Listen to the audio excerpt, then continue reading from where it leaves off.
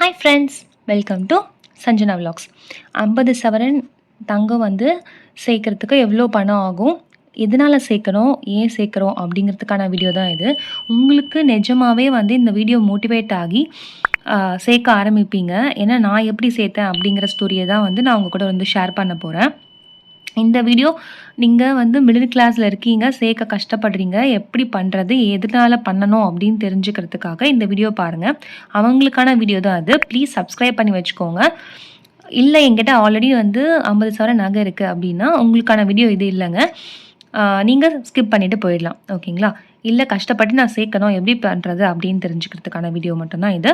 இப்போ வாங்க வீடியோக்குள்ளே போகலாம்.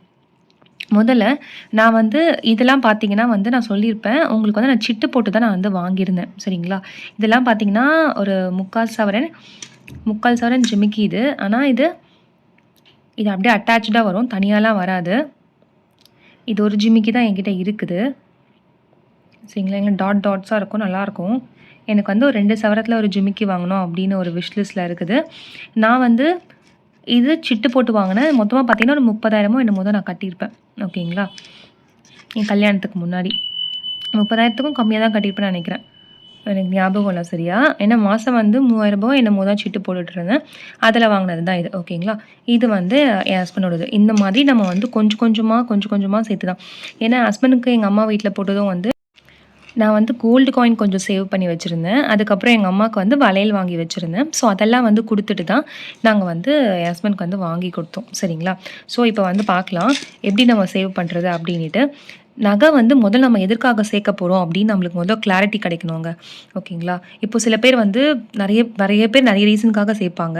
நான் என்னென்ன ரீசன்ஸ் ஃபஸ்ட் சொல்லிடுறேன். ஃபஸ்ட்டு வந்து எஜுகேஷன். நம்ம பசங்களுக்கு வந்து படிக்கிறதுக்கு இப்போ வந்து நம்ம வந்து ஃபீஸ் ஏதோ கட்டிடுவோம். காலேஜ்லாம் போகிறாங்க, அவங்க நல்லா பெரிய படிப்புலாம் படிக்கணும் அப்படின்னா அந்த நேரத்தில் நம்மளுக்கு பெரிய தொகை தேவைப்படும். அந்த நேரத்தில் நம்மக்கிட்ட இருக்காது அப்படிங்கிறதுக்காக நம்ம வந்து இப்பயே சிறுக வந்து சேர்த்து வச்சுப்போம் நகைங்களாம். அந்த நேரத்தில் நம்ம அடகு வச்சு இல்லைன்னா விற்றுட்டு கூட பசங்களுக்கு வந்து படிக்க வைக்கிறதுக்கு விடும். ஏன்னா வந்து நம்மளோட எதிர்காலத்துக்கு. ஏன்னா இப்போ எங்கள் தாத்தாக்கெலாம் பார்த்தீங்கன்னா அவர்லாம் வந்து ஹெச்எம்மாக இருந்தார் கவர்மெண்ட் ஸ்கூலில். ஸோ அவருக்குலாம் வந்து பென்ஷன் வந்து வரும். சரிங்களா? ஏன்னா எங்கள் அப்பா பார்த்தீங்கன்னா கூலி வேலை, அவருக்கு வந்து ஒன்றும் கிடையாது. இப்போ வரைக்கும் வந்து உழைச்சிட்டு தான் இருக்கார். அந்த மாதிரி நம்மளோட எதிர்காலத்துக்கு நம்ம வந்து நம்ம ஹஸ்பண்டை நம்மள கஷ்டப்படக்கூடாதுன்னு நினச்சிங்கன்னா ஸோ நம்ம வெல்த்துக்காக வந்து நம்ம சேர்த்து வச்சுக்கலாம். இன்னொன்று வந்து பார்த்தீங்கன்னா பொண்ணு வச்சுருப்பாங்க, பொண்ணோட கல்யாணத்துக்கு சேர்க்கணும் அப்படின்னு சொல்லிட்டு சேர்க்குறவங்களும் இருக்காங்க. இது வந்து பார்த்திங்கன்னா லேண்ட் வாங்குறதுக்கு. சரிங்களா? நிறைய பேர் வந்து எனக்கு ஆக்சுவலாக வந்து நான் எதுக்காக முதல்ல சேர்க்க ஆரம்பித்தேன்னா எனக்கு வந்து வீடு கட்டணுங்க. இதுதான் என்னுடைய அதுக்கு முன்னாடி இது நான் வந்து அச்சீவ் பண்ணணும் அப்படின்னா ஃபஸ்ட்டு நான் இதை அச்சீவ் பண்ணணும். ஓகேங்களா? ஏன்னா எல்லா வீடு எனக்கு ஃபுல்லாக சொல்கிறேன் பாருங்கள். ஃபஸ்ட்டு வந்து நான் லேண்டு வாங்கணும். ஓகேங்களா? அந்த லேண்டு வாங்குறதுக்கு எனக்கு முதல்ல வந்து கோல்டு தேவைப்படுது. அதனால தான் நான் வந்து இதுவும் எழுதியிருக்கேன். நிறைய பேர் வீடு கட்டுறதுக்கு லேண்டு வந்து வச்சுருப்பாங்க. அவங்களுக்கு வந்து வீடு கட்டுறதுக்கு அமௌண்ட் வேணும் அப்படின்னா முதல்ல கோல்டாக சேர்த்து வச்சு அதையும் பாதி வச்சு அடகு வச்சு இல்லை விற்றோ வந்து வீடு கட்ட ஆரம்பிப்பாங்க. இன்னொன்று வந்து எதனா எமர்ஜென்சி சிச்சுவேஷன்னா வந்து டக்குன்னு வந்து பணமாக மாற்றுறது வந்து கோல்டு தான். ஏன்னா நம்ம வந்து டக்குன்னு பேங்க்கில் கொடுத்த உடனே காசு கொடுப்பாங்க, இல்லைனா வந்து வித்துடலாம். உடனே வந்து அமௌண்ட்டாக வந்து நம்மளால் சேஞ்ச் பண்ண முடியும். ப்ராஃபிட் இதில் என்ன லாபம்னு பார்த்தீங்கன்னா ப்ரைஸ் அப்ரிசியேஷன். நம்ப மாட்டீங்க, 10 வருஷத்துக்கு முன்னாடி ஒரு சவரன் வந்து 15,000 தான் இருந்தது. ஓகேங்களா? இன்றைக்கி வந்து 85,000 இருக்குது. சரிங்களா? அப்போ 70,000 வந்து அதிகமாக இருக்குது. ஸோ அதனால தான் சொல்கிறேன், ப்ரைஸ் அப்ரிசியேஷன் வந்து எப்போவுமே வந்து அதிகமாகிட்டே போகுது கோல்டுக்கு. கோல்டுக்கும் லேண்டுக்கும் ப்ரைஸ் அப்ரிசியேஷன் அதிகமாகிட்டு தான் போகும். மற்ற நாட்டுக்கெலாம் இது வந்து பெரிய அவேர்னஸ் கிடையாது. ஆனால் நம்ம முன்னோர்கள் எல்லாமே வந்து எங்கள் தாத்தா நான் பார்த்த வரைக்கும் கோல்டு லேண்ட் இது 2 தான் வாங்குவார். ஓகேங்களா? முதல்ல கையில் காசு இருக்கும் போது அறுவடை பண்ணுவாங்க எங்கள் தாத்தா. அறுவடை பண்ணி வந்த காசில் என்ன காசு கையில் இருக்குதோ அதில் வந்து ஒரு 1/4 பங்கு, ஒரு எப்படி சொல்கிறதுனா வந்து ஒரு 1000 அவ்வளோதான் வந்து வீட்டு செலவுக்கே வந்து வச்சுப்பாங்க. மிச்சம் எல்லாமே பார்த்து என்ன பண்ணுவோன்னா பேலன்ஸ் எல்லாமே வந்து கோல்டு காயினாக வாங்கிட்டு வந்துடுவார். ஓகேங்களா? எல்லாமே கோல்டு காயின் வாங்கிட்டு வந்துடுவார். நிறைய கோல்டு காயின் சேர்ந்தக்கப்புறம் என்ன பண்ணுவாருன்னா அதை கொண்டு போயிட்டு சேல் பண்ணிவிட்டு லேண்டு வாங்கிடுவார். ஏன்னா அவர்கிட்ட வந்து லேண்டு கிடையாது. அவர் வந்து வெறும் தனியாக வந்த மனுஷன்தான். அவர் கொஞ்சம் கொஞ்சமாக லேண்டு சேர்த்தே வந்து 4 ஏக்கரா வந்து சேர்த்துட்டாரு. ஓகேங்களா? அதெல்லாம் ஒரு பெரிய கதை. அதெல்லாம் வந்து இப்போ எதுவுமே எங்ககிட்ட கிடையாது. ஒருத்தர் வந்து எவ்வளோ கஷ்டப்பட்டு சேர்க்குறாருன்றது ஒன்று இருக்குது. அதை வந்து யூட்டிலைஸ் பண்ணிக்காமல் விற்றுட்டு ஒன்றுமே இல்லாமல் இருக்கிறதும் ஒன்று இருக்குது. அது வந்து சரி, ஓகே, அதெல்லாம் வேண்டாம். ஸோ அந்த மாதிரி நான் வந்து பார்த்து வளர்ந்துருக்கேன் எங்கள் தாத்தாவை. ஸோ கோல்டு காயினாக வந்து வாங்கி சேர்ப்பார். ஸோ ப்ரைஸ் அப்ரிசியேஷன் எப்போவுமே வந்து கோல்டுக்கு அதிகமாயிட்டு தான் போகும். சரிங்களா? இப்போ பேக்கப் ஆப்ஷன் நமக்கு வந்து இப்போ வேறு எதுவும் சோர்ஸ் இல்லை அப்படின்னா நம்மளுக்கு பேக்கப் ஆப்ஷன் எதுன்னா, டக்குன்னு இப்போ எதனா ஒரு நடந்துருச்சு, இன்சூரன்ஸ் அது இதுன்னு எதுவுமே இல்லை, நமக்கு ஒரு தேவை, எமர்ஜென்சி தேவை அப்படின்னா அப்போயும் வந்து நம்மளுக்கு என்ன நிற்கும்னா கோல்டு தான் நிற்கும். ஓகேங்களா?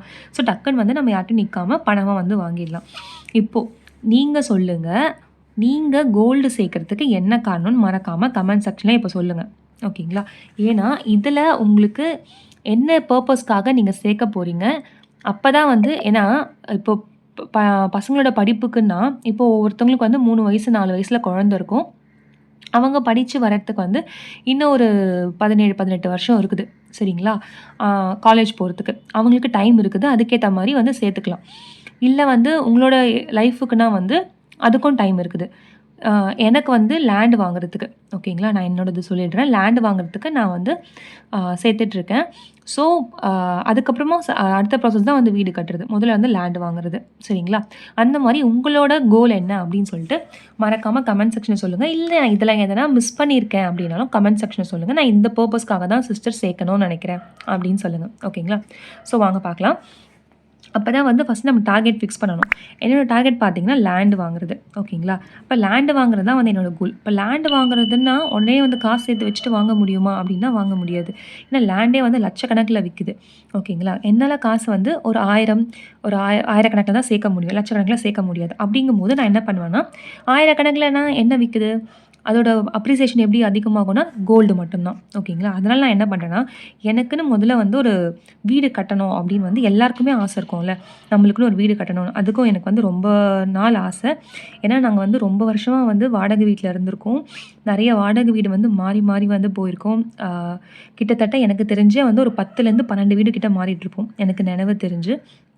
அதுக்கு முன்னாடி எத்தனை வீடு நான் பொறக்கறதுக்கு முன்னாடிலாம் என்ன வீட்ல இருந்தாங்களா ஞாபகம் இல்ல. எனக்கு நினைவு தெரிஞ்சு அந்த 10 வீடு கிட்ட மாறிட்டோம். அதில எவ்வளோ கஷ்டம், எவ்வளோ அவமானம் எங்க அம்மா பட்டுருக்காங்கன்னு தெரியும். அப்பத்துலேருந்தே எனக்கு வந்து ஒரு வைராகியம் வீடு கட்டணும் அப்படின்னு சொல்லி. இப்போ வரைக்கும் அதுக்கான ப்ராசஸ் தான் போயிட்டுருக்கு. நான் வந்து கஷ்டப்பட்டு காலேஜ் படிக்கும்போதுலேருந்து இப்போ வரைக்கும் குருவி சேர்க்குற மாதிரி சேர்த்து வச்சு கோல்டு கொஞ்சம் கொஞ்சமாக சேர்த்து விட்டுருக்கேன். அதை வச்சு தான் நான் லேண்டு வாங்கணும். லேண்டு வாங்கினதுக்கப்புறம் தான் திரும்ப நான் அதை ப்ளெட்ஜ் பண்ணி அதை மீட்டுட்டு அதை ப்ளெட்ஜ் பண்ணி வீடு கட்டணும். ஓகேங்களா? ஸோ வந்து எனக்கு வீடு கட்டணும், அது எங்கள் அம்மாவுக்கு வந்து காட்டணும் அப்படின்னு சொல்லிட்டு எனக்கு ஒரு பெரிய ஆசை. ஸோ வந்து ஃபஸ்ட்டு இன்வெஸ்ட்மெண்ட் வந்து என்னென்னு பார்த்தீங்கன்னா லேண்டு.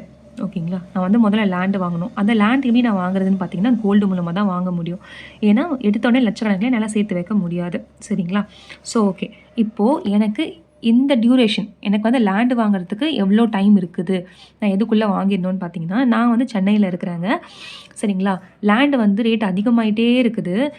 ஸோ 3 வருஷத்தில் பார்த்தீங்கன்னா நான் சென்னைக்கு ஒரு 10 கிலோமீட்டர் டிஸ்டன்ஸ்குள்ளே வாங்கணும். ரொம்ப தூரமாகவும் போக வேண்டாம். சென்னையிலேருந்து ஒரு 10 கிலோமீட்டர் ரெட் ஹில்ஸ் தாண்டி அந்த மாதிரி ஒரு 10 கிலோமீட்டருக்குள்ளே ஒரு லேண்ட் வந்து வாங்கிடணும் அப்படின்னு சொல்லிட்டு ஒரு ஒரு எய்ம் வந்து வச்சுருக்கேன். இது வந்து எனக்கு டியூரேஷன் பார்த்தீங்கன்னா 3 வருஷம். 3 வருஷத்தில் நான் வந்து லேண்டு வாங்கணும். சரிங்களா? இப்போது லேண்டோட வேல்யூ என்னன்னு எனக்கு தெரியணும். நான் வந்து போட்டிருக்கேன் 30 லட்சம்னு சொல்லிட்டு நிறைய என்கொயரிலாம் பண்ணி வச்சுருக்கேன். ஸோ ஒரு 3 வருஷத்துக்கு அப்புறமா அது வந்து ஒரு 30 லட்சம் போகலாம் அப்படின்ற அளவுக்கு வச்சுருக்கேன். ஓகேங்களா? ஆனால் இப்போவே அது வந்து அதிகமாக தான் இருக்குது. நான் கொஞ்சம் அவுட்டர் ஏரியாவில் சொல்கிறேன். ரொம்ப வந்து உள்ளன்னு சொல்லல, கொஞ்சம் அவுட்டர் ஏரியாவில் சொல்கிறேன். ஒரு அரை கிரவுண்டு வந்து வாங்கணும் அப்படின்னு சொல்லிட்டு 30 lakhs போட்டு வச்சுருக்கேன். ஓகேங்களா? ஸோ 50 சவரன் வந்து 3 வருஷத்தில் நான் இப்போ தான் வந்து ஆரம்பிக்கிறேன் அப்படின்னு வச்சுக்கோங்களேன். நான் இப்போ தான் வந்து கோல்டே சேர்க்க ஆரம்பிக்க போகிறேன். இது வரைக்கும் என்கிட்ட ஒரு பொட்டு தங்கம் கூட கிடையாது அப்படின்னு சொன்னால், அப்போ நான் வருஷத்துக்கு வந்து பார்த்தீங்கன்னா 16.5 சவரன் சேர்க்கணும். ஓகேங்களா? அப்போ மாதத்துக்கு வந்து 12 கிராம் 1.5 சவரன் வந்து மாதத்துக்கு சேர்க்கணும். அமௌண்ட்டாக பார்த்தீங்கன்னா 1,26,000 வருது. இது வந்து பாசிபிளா அப்படின்னா கிடையவே கிடையாது. காட்ஸ் கிரேஸ் நான் வந்து அப்பத்துலேருந்தே வேலைக்கு போய் கொஞ்சம் கொஞ்சமாக சேர்த்து வச்சுருக்கேன். மிடில் கிளாஸ்லலாம் வந்து டக்குன்னுலாம் இந்த அளவுக்குலாம் வந்து அமௌண்ட் வந்து ரெடி பண்ணி சேர்க்க முடியாது. சரிங்களா? இப்போ டார்கெட் வந்து நம்மளுக்கு ரொம்ப முக்கியம். அது நம்ம எப்போ ஃபிக்ஸ் பண்ணுறோன்றது முக்கியம். அதை ஃபிக்ஸ் பண்ணி அதுக்கு நம்ம எவ்வளோ ஹார்ட் ஒர்க் பண்ணியிருக்கோன்றது ரொம்ப முக்கியம். சரிங்களா? இப்போது நான் வந்து எவ்வளோ சேர்த்து வச்சுருக்கேன்னு சொல்கிறேன் பாருங்கள். 25லேருந்து 30 சவரன் வரைக்கும் சேர்த்தாச்சுங்க. ஓகேங்களா? நகையை வந்து சேர்த்து வச்சாச்சு. என் கல்யாணத்துக்கு போட்டதும் வந்து நான் சேர்த்தது தான். சரிங்களா? அப்பயும் நான் வேலைக்கு போயிட்டு நான் சொல்லியிருப்பேன். என்னோடய ஃபஸ்ட்டு ஸ்டார்டிங் வீடியோஸ்லாம் பார்த்தீங்கன்னா இதுதான் நான் வாங்கின முதல் கோல்டு. ஓகேங்களா. இந்த இந்த இந்த மோதிரம் தான். இந்த மோதிரம் வாங்கி தான் என்னோடய முதல் கோல்டு. 2012 வாங்கினேன். சரிங்களா. சீட்டு போட்டு 2012 வாங்கினேன். 3 கிராம் இது. இது அப்பத்துலேருந்து நான் சேர்க்க ஆரம்பிச்சுட்ருக்கேங்க. 2012லேருந்து. ஸோ அதுலேருந்து இப்போ வரைக்கும் வந்து என்னால் 25-30 சவரனுக்குள்ள நான் சேர்த்துட்டேன். எல்லாமே நான் சேர்த்து சொல்கிறேன். ஏன்னா பாப்பாவுக்கு வாங்கினது, என் ஹஸ்பண்டுக்கு வாங்கினது எல்லாமே நான் சேர்த்து சொல்கிறேன். சரிங்களா. இப்போ பேங்க்கில் வந்து இது எல்லாமே பேங்க்கில் தான் வச்சுருக்கேன். இப்போ எதுவுமே என்கிட்ட கிடையாது. இது இப்போ காமிச்சேன் பார்த்தீங்களா, இந்த நகை இது நான் கையில் போட்டிருக்கிறது அவ்வளோதான். இது மட்டும்தான் இப்போதைக்கு வச்சுருக்கிறேன். மற்ற எல்லாமே பேங்க்கில் வச்சுருக்கேன்.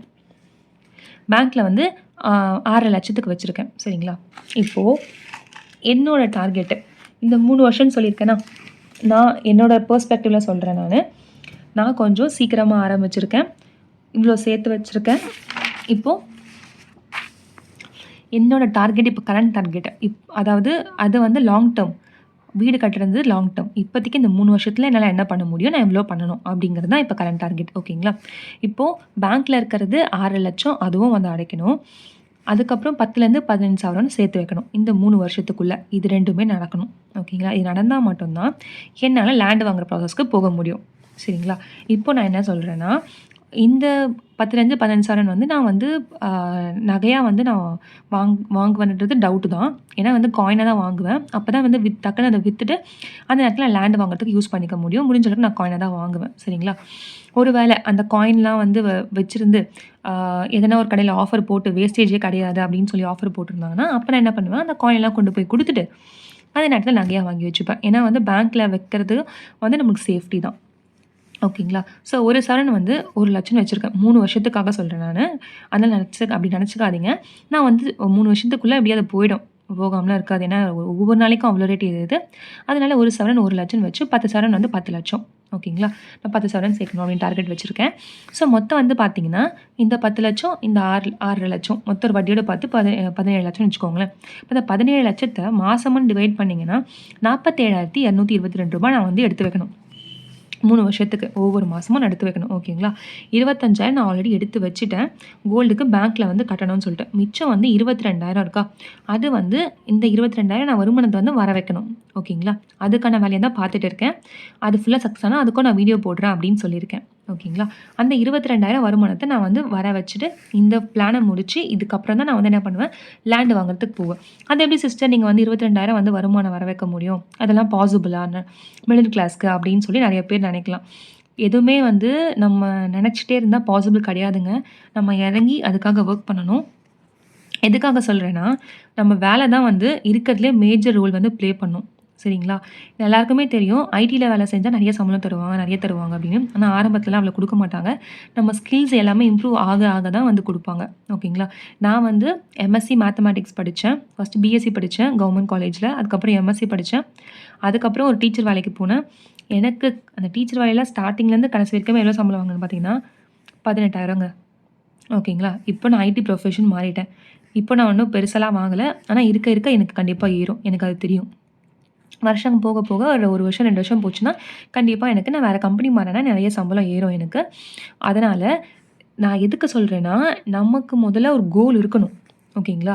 நமக்கு ட்ரீம் இருக்கணும். அந்த ட்ரீம் அச்சீவ் பண்ணுறதுக்கு தான் நம்ம வந்து அப்போ நான் நினச்சேன் 18,000 நான் வாங்குறேன். அதனால் என்னால் எதுவுமே பண்ண முடியாது. அதுக்கு நான் என்ன பண்ணுவேன், அப்போ டியூஷன் எடுப்பேன், ஹோம் டியூஷன்ஸ் எடுப்பேன்.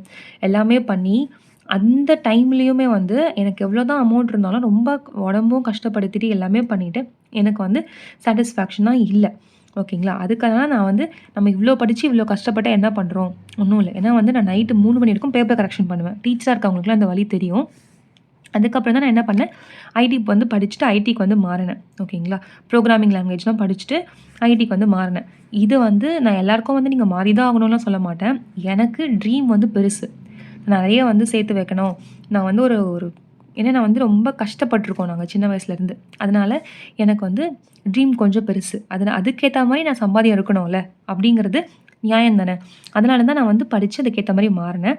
ஸோ அதுக்கான சம்பளமும் வந்து ஒரு காலத்தில் நான் வாங்குவேன். இப்போ வாங்கலைன்னா ஒரு காலத்தில் வாங்குவேன். சரிங்களா. ஸோ நான் என்ன சொல்றேன்னா, உங்களுக்கு முதல்ல ட்ரீம் இது பண்ணுங்க. அந்த ட்ரீம் உங்களுக்கு நிஜமாவே வந்து ஊக்குவிக்குது. கண்டிப்பா உங்களுக்கு அது வேணும். ஏன்னா, அசிங்கப்பட்டவங்களுக்கும், அவமானப்பட்டவங்களுக்கும் மட்டும் தாங்க வந்து வலி தெரியும். நம்ம நான் இப்ப கூட வந்து நீங்க எதனா கஷ்டப்பட்டு படிக்க சொன்னீங்கன்னா, நான் படிச்சுருவேன். ஓகேங்களா? 30 வயசு ஆகுது. எதனா படிக்க சொன்னீங்கன்னா படிச்சுருவேன். நான் அது யோசிக்கவே மாட்டேன். "இது படிம்மா, நான் உனக்கு இவ்வளோ சம்பளம் தரேன்" அப்படின்னா, நான் கண்டிப்பா படிச்சு அத கத்துக்குவேன். எதுக்காக சொல்றேன்னா, நான் வாழ்க்கையில அவ்ளோ கஷ்டப்பட்டுருக்கேன். அவ்ளோ அடிபட்டுருக்கேன். நான் போகாத வேலைக்கே இல்ல. நான் அவ்ளோ சின்ன சின்ன வேலை ஒரு ரூ. 100 வாக்குலாம் வேலைக்கு நான் போயிருக்கேன். சரிங்களா? அதனால தான் சொல்றேன். ஸோ, நம்மளுக்கு வந்து நம்ம பேரண்ட்ஸ் குடுத்தது எஜுகேஷன் மட்டும் தான். அத வச்சு நம்மளோட ட்ரீம நம்ம தான் வந்து அச்சீவ் பண்ணணும். ஓகேங்களா? ஸோ, இந்த வீடியோ வந்து யூஸ்ஃபுல்லா இருக்கும்னு நெனைக்கிறேன். இப்போ வந்து சொல்லுங்க, உங்களோட உங்களோட அ ட்ரீம் வந்து என்ன? நீங்க என்ன பர்ப்பஸ்க்காக வந்து கோல்டு சேவ் பண்ணணும் அப்படின்னு நெனைக்கிறீங்க அப்படின்னு சொல்லுங்க. நான் அவங்களுக்கான வீடியோ போடுறேன்.